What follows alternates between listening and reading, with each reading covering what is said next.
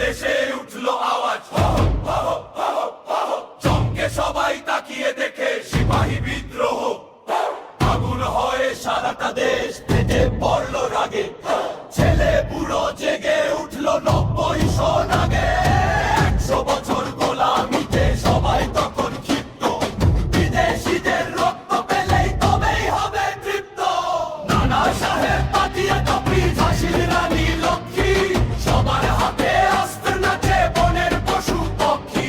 কেবল ধনী জমিদারা রাগের রাজার ভক্ত, যোগ দিল তা নয় দিল গরিবেরাও রক্ত।